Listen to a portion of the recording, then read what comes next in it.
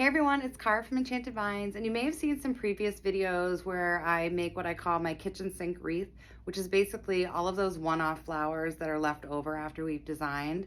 Well, I have not been keeping up with it like I should be, so what should be a kitchen sink is now like a full-on bathtub of just one-offs. So instead of continuing to buy inventory when I have good quality materials here, I need to just really take the time to go through it, separate and sort, and then come up with a new design based on what is already here. So to start, I'm gonna start grouping some things and see what I have, you know, a good number of, and then we'll go from there. So this is not planned in any way, so it could be a hot mess, or I could have to borrow from somewhere, but hopefully I won't have to do that.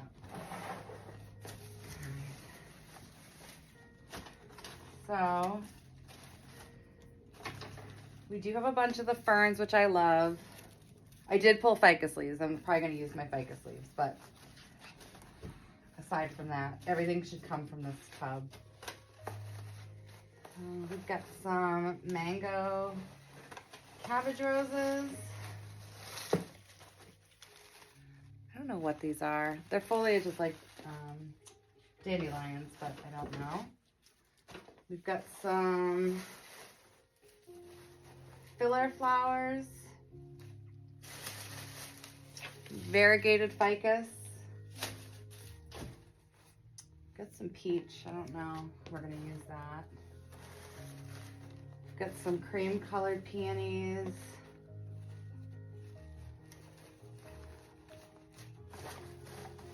We got a lot of these pink peonies. So these might be kind of what directs us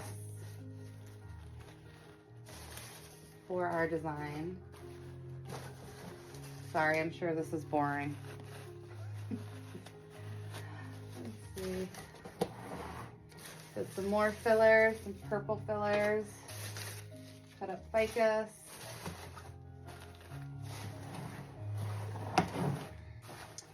And when I'm being organized, sometimes I go through these and I will group them if I'm not using them. So I encourage that if you're not going to use like the kitchen sink method, at least take a moment to zip tie them together, and that way you still have a bush available when you're ready. All right. So this looks like a lot of these one-offs are from my design about New England Gardens, because I had the peach and the purple. We have some lavender. I think I'm going to have to make several wreaths from this thing. This thing is deep. All right, so let's just get started with what we have. And we can revisit the well as needed.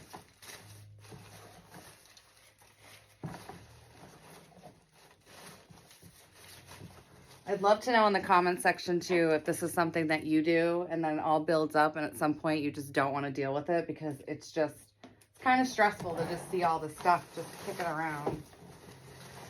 And honestly, there's some good stuff in here. Like, I thought I was out of the mango roses, and I'm not. I mean, I'm almost out, but ficus leaves. Got some textured greens, which are always nice to throw in. Yep, I thought I was out of these too. I just placed an order with Pioneer today for more. I'll need more of those though. No regrets with that. And some more filler. All right.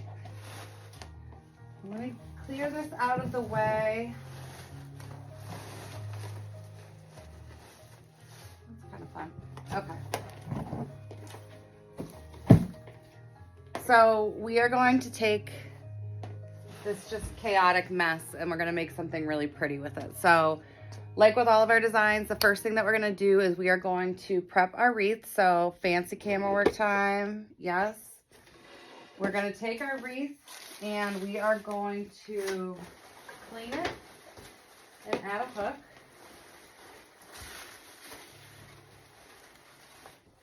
While we're doing this, my glue pan is heating up. You can see right now it's still just pellets. So that's gotta melt. So that'll work out. Timing should work out.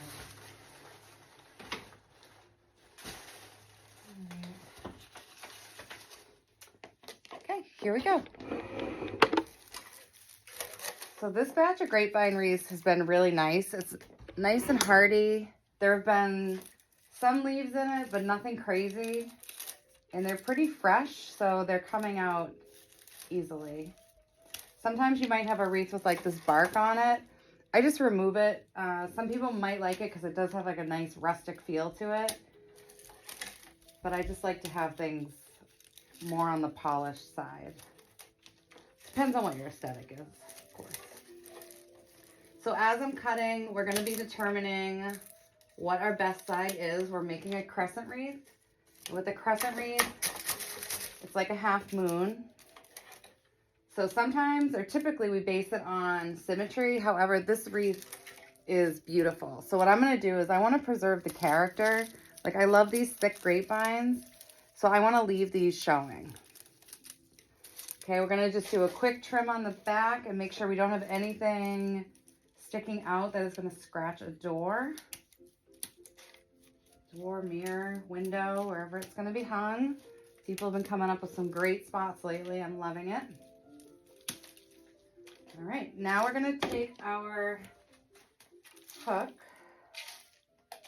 See, I use this grapevine hook and I almost couldn't find it already. So this hook looks exactly like the grapevine. That's the intention of it. So we are going to flip this back over. Confirm this is the side we want. We want all that character.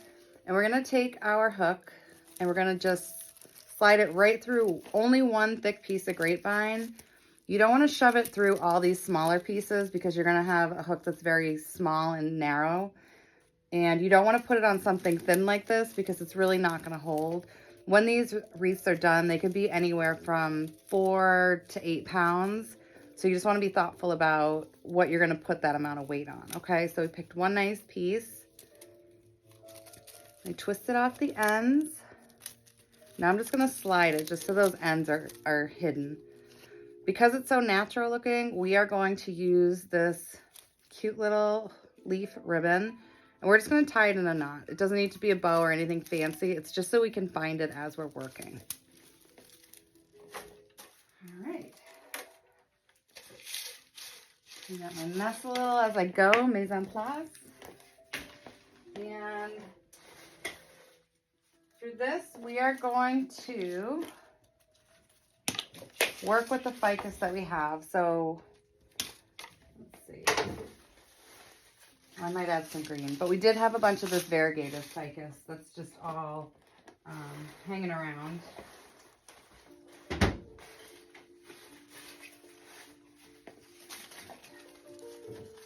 So I'm going to take my ficus and cut it 1, 2, 3, and 4.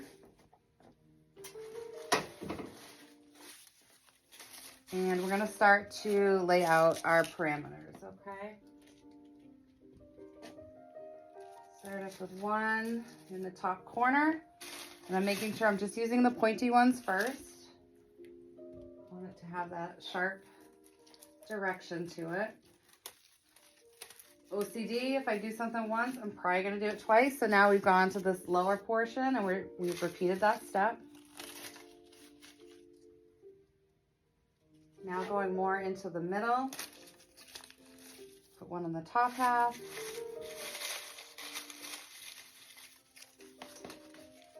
And we're going to repeat that right here. Now you might notice that when it comes to the lower half of the wreath, I'm sliding it upward.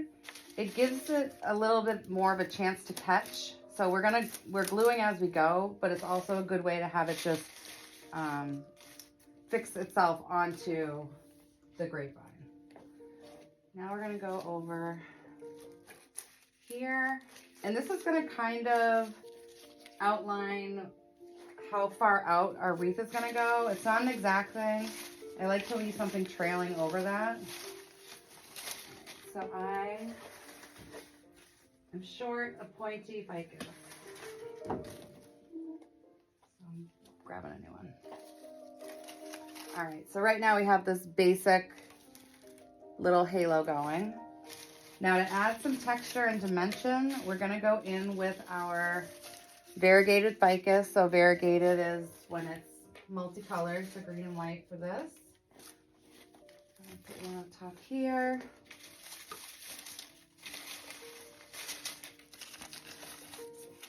One below here. And then I have these that aren't pointy. These little nubbing guys, I would not discard them because they're great fillers. And for right now, again, just to create a little bit of dimension, I'm gonna add these now.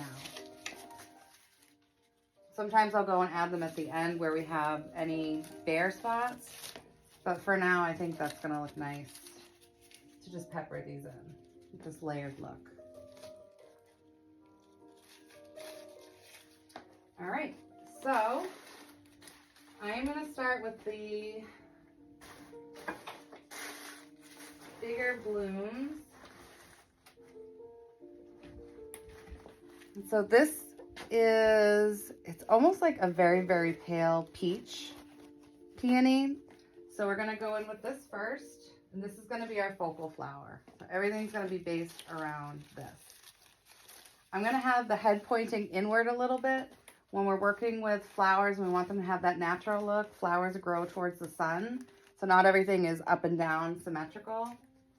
So you want it to be a little bit on the messy side. Okay, I have 2 cream peonies, so we're gonna use these to frame our center bloom. Okay. Now I have a ton of these pink peonies, so we're gonna do some work with them.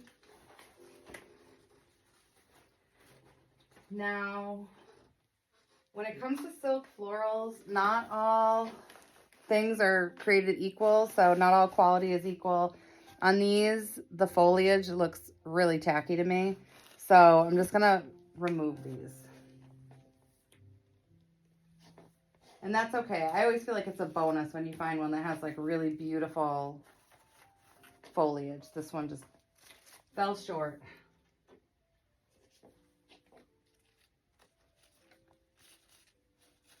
Okay.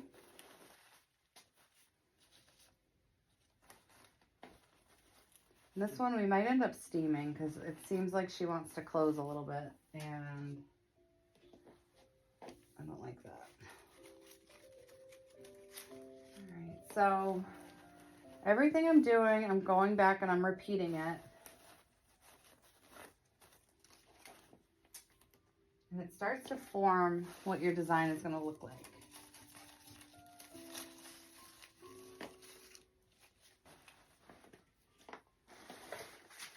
All right. So what I think will go well with these are these roses. They're like peach and they've got a little tangerine.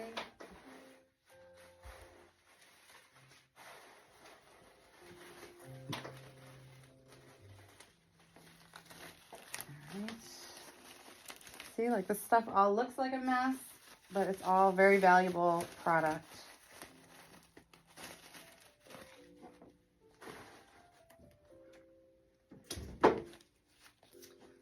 So now we're going to go in with these beautiful multi-tone cabbage roses. These are like the color of sunrise or something. They're just gorgeous.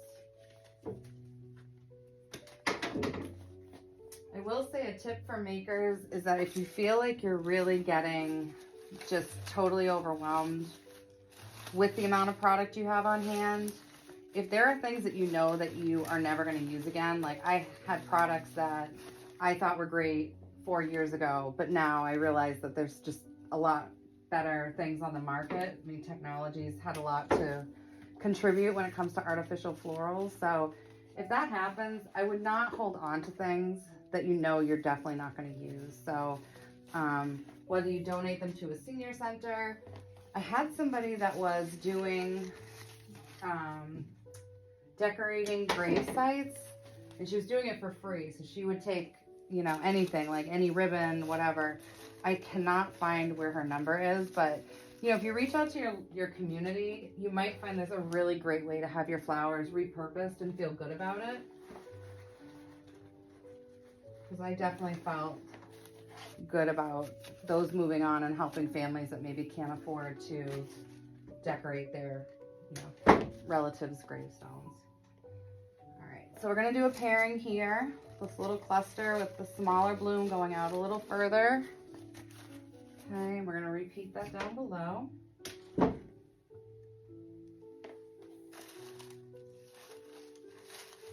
Okay, and now if we take a look, I mean, this is far from finished, but we definitely have a bald spot here that we need to address. Here, here. So what I always think is helpful is just to like really take a step back and look. I have some hooks on like the doors in my workshop. Sometimes I'll hang them, and if something is still like irking me, but I don't know what it is, I might even just take a photo of it, because sometimes even that gives you a new perspective. But I wouldn't just move past it, because I feel like if something's irking you, then it's going to continue to bother you. So you should just address it while you're working. All right, back we go. All right,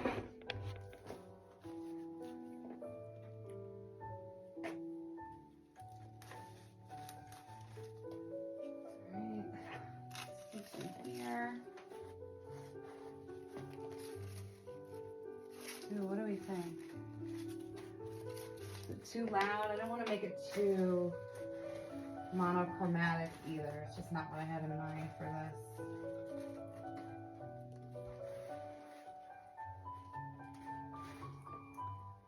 So even though I pulled things, they might not be the right things. I'd like to introduce a little bit of yellow. So I have a couple of these little fillers. And just put a little bit of like a disruptive color up here. I always think that texture is when you kind of think your design is done, like maybe in general your wreath base is covered, but it's when you go that extra mile to put those unique things in. So even though it does up the price of your materials, I do think it can help you stand out from somebody else.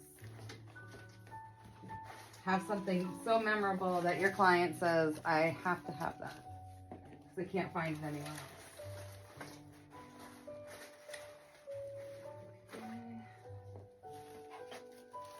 I feel like this is totally nice. I didn't know I had this, so. This is almost like a heather, I think.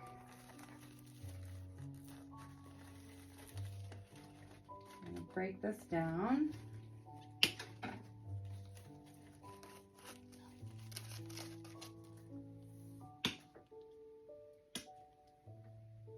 I mean, ideally, I would say like have one decent container, and when it gets full, make sure you take the time to do this. I clearly got way over my head when I moved it to a tub, because then it just made it easier and easier for me to just throw things in it. All right, so let's go in with these soft pops of mauve. We have a few areas that need attention, but I'm kind of hoping like as I work through the material, something is going to surface that just says, pick me. And it's kind of fun to design when you don't actually know what your outcome is going to be. It pushes your designing skills. It's like great for like getting that creativity flowing. I don't know, it's fun. It's a fun little way to challenge yourself. I mean, I have a recipe that I frequently do, and I love doing it, but this is also fun to just work with materials that maybe I haven't worked with in a while. All right, got lots of glue hairs.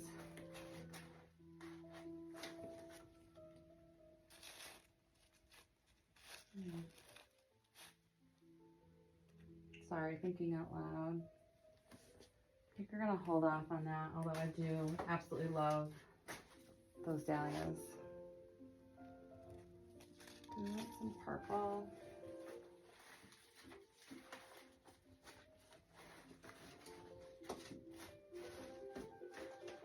Sorry, you're kind of at like the stalling stage with me right now while I figure out what's going to go in next. Because I do want to do some brighter colors. I just don't think purple's the direction I want to go in. Let's see. I'm going back to the well.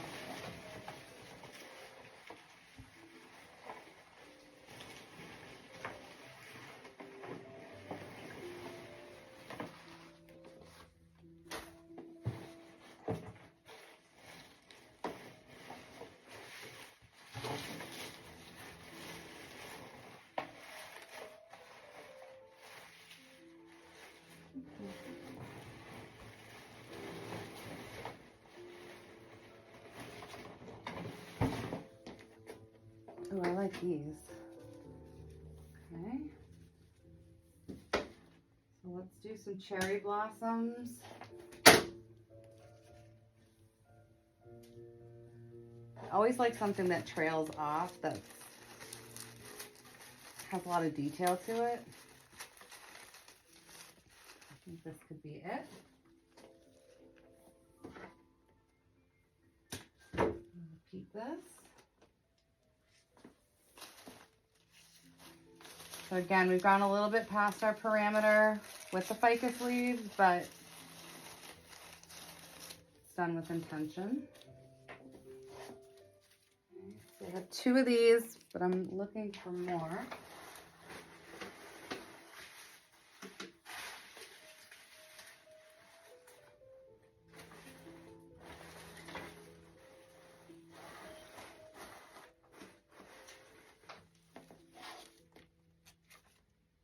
These aren't bad. Okay.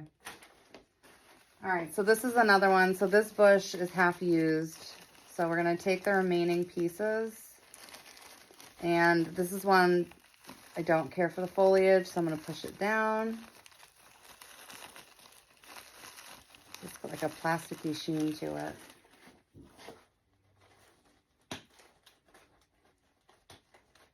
And whatever materials you get, you want them to work for you. So for the purpose of this wreath, I find this to be kind of like fuchsia and this to be purple. So I'm just going to pull these off.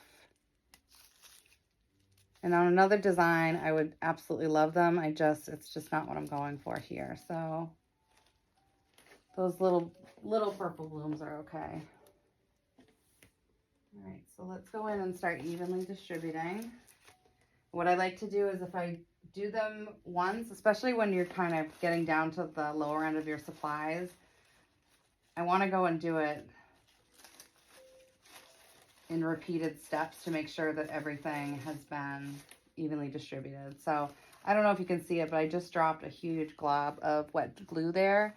So we'll see either if it dries and I can pull it off, great. If not, we're going to just have to clip that leaf. So we shall see. Going in.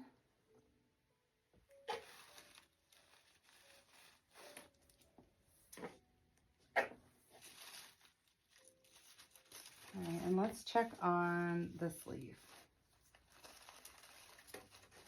Yeah, so the way this dried, the leaf is ruined.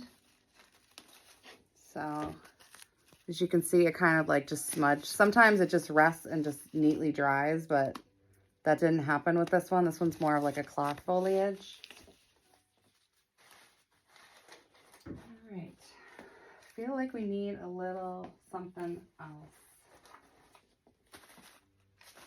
These I like. So I'd love to know what other people do with their one-offs. I think everybody has like a pileup of flowers like this. I just think it's hard because you move on to your next project and you're excited, and just like I don't deep clean. I mean, I don't clean my workshop every day. It's not the best use of time. I kind of organize it a little bit, but in general, I just do a deep clean at the end of the week. All right, with the Some balancing. We do have 2 pinks.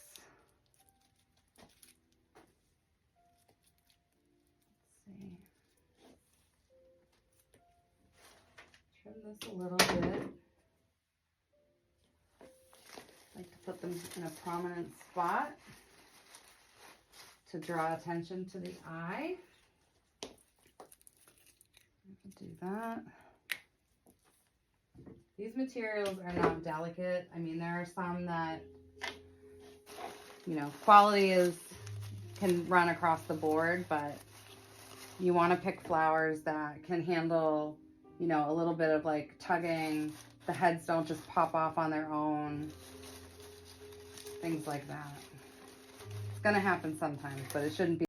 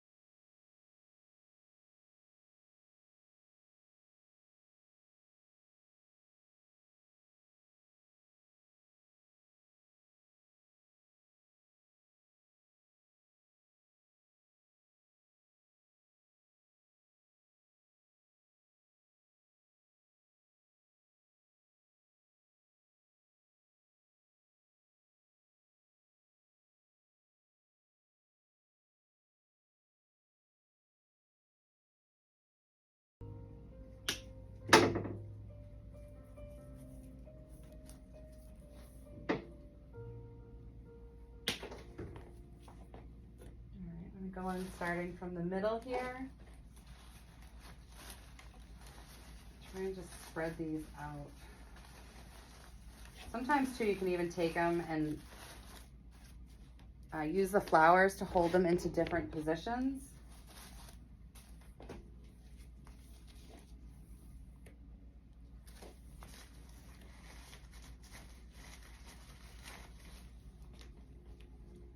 I'd love to know what these are and where I bought them. It's just such like a fresh, it's like that soap, like that spring soap. All right, so let's see. Got a few more pieces to go. We're gonna use them down here.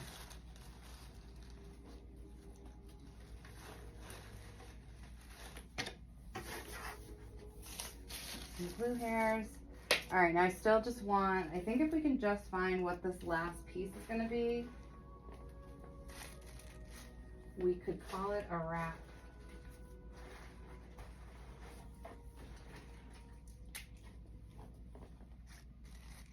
Okay, now of course I think I only have one. Let me go to the well.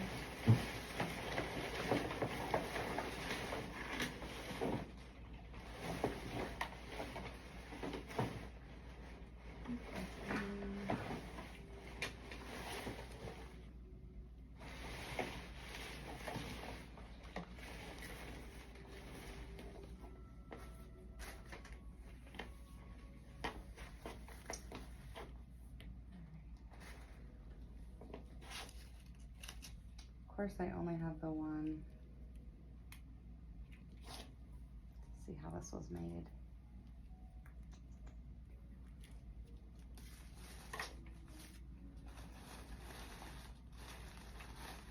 So I think if we take these and we just like split them enough, we can make it look like we have two separate pieces. These Billy buttons are amazing. Also ordered some of these today.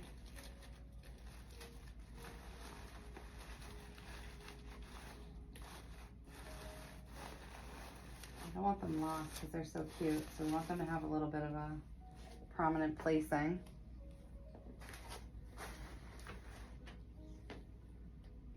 No.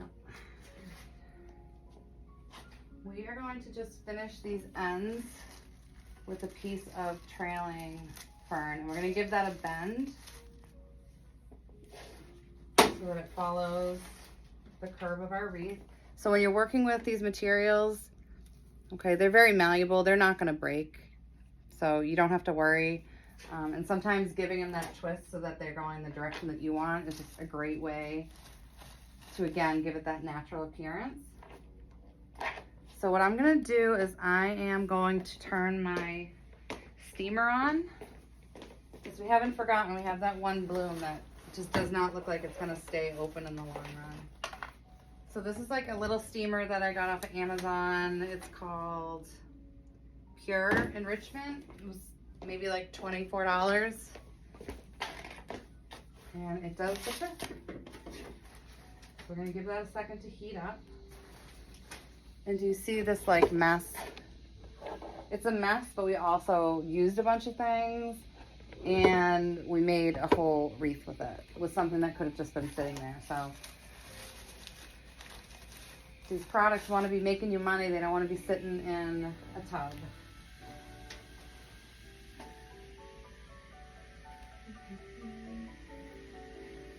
Just looking at some random one-off things like these seeded eucalyptus.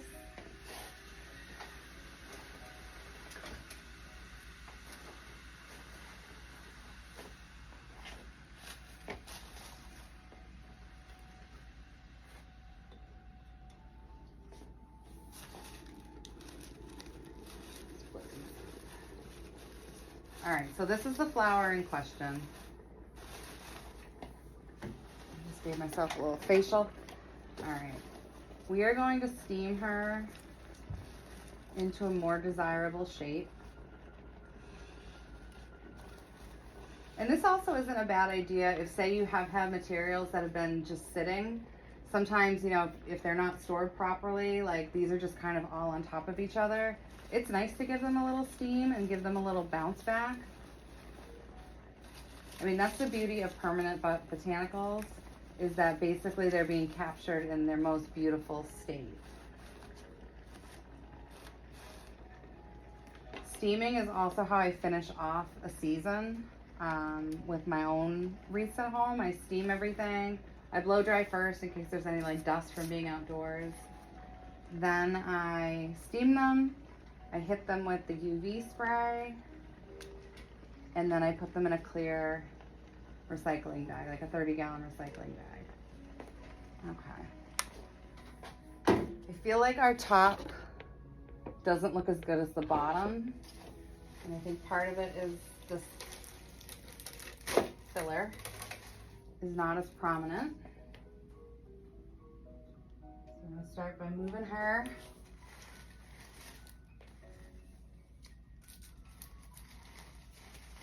over and kind of curve her. And then do I have one more of that filler brush?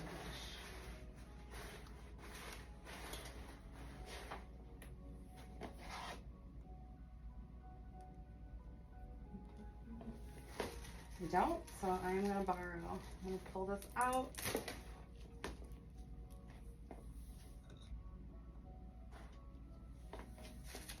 Just move that right here.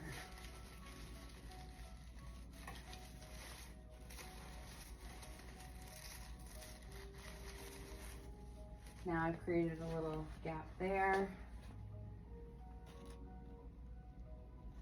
And it should have one of those pink cabbage roses.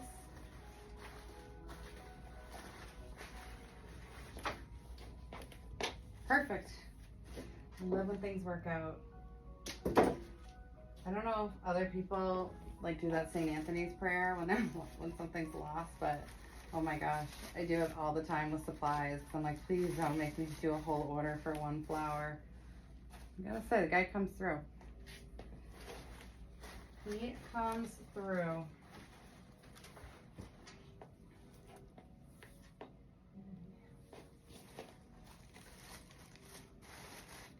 All right, we can bend these a little bit so that they are filling the space the way we want.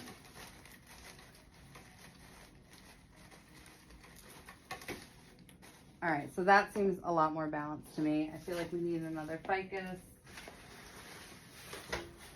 There is no wreath kit for this, but when I do sell the wreath kits, I always include a few extra ficus leaves because I feel like it's the easiest way to correct when the shape feels off.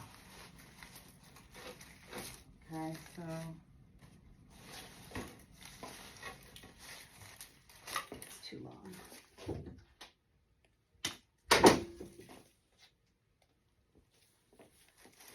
Well, just kind of tuck back here. All right, next step, we're gonna flip this over. As you can see, we've got lots of stems. They're gonna hurt the paint on someone's door, so we're gonna go through and we're going to trim them, okay? And when you trim it, you're trimming the part that the glue is in, so you need to double back and add some glue to where these were cut. These are those extra mechanics that make the difference from a wreath lasting a season to lasting several seasons. And there are things that we can do to take steps to help extend the life of our wreath, but this is a helpful one. So I am going to use my glue gun. So it's a Sure Bonder glue gun, and I use Gorilla Glue, which is amazing. The glue pot uses Sure Bonder pellets. So I'm gonna put that on. And then I'm going to be grabbing some of our dry moss and covering that up. Just being careful that if any of the glue is hot, I'm not burning my fingers. Okay, here we go. we're just about done. So the last step that I'm not gonna do inside is this Krylon UV spray. And I really recommend this. So I get mine at Michael's. It's, I think, like $12 a can, and there's always like some type of coupon there. But what you do is you use this UV Krylon protectant spray, and you go and you spray all your florals, especially the greenery. I always do a little extra on the greenery because the greenery is the first thing to show signs of sun damage. It turns blue, and once it turns blue, I feel like it just looks very artificial. So take this outside, do a good like 20-30 seconds. And that's something also at the end of the season that you want to repeat. So I know I'm like the poster girl, or I want to be the poster girl for Krylon UV spray, but I really do swear by this because wreaths are not cheap. Artificial centerpieces and all that stuff, it's all an investment. I'd be really disappointed if I bought something and it didn't last, you know, if it only lasted a year. All right, so here is our final kitchen. I don't know if we're calling it a kitchen tub or whatever, but look at this beauty. Got lots of nice colors. I don't even know if it's a color combo I would have chosen if it weren't for this little design challenge, but I hope you like it. Let me know if you have any questions, or I also am dying to know what other people do with all their excess materials. So please leave a comment below, okay? Thanks, guys.